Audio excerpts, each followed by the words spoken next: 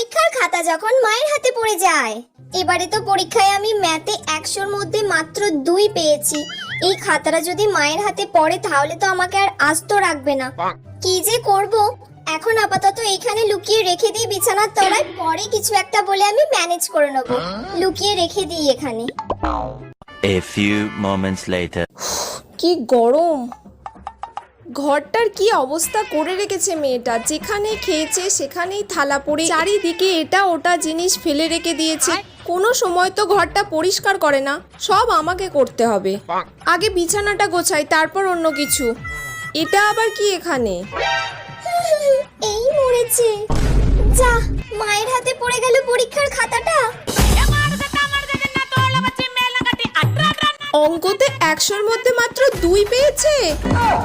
আজকে তো আমি শেষ।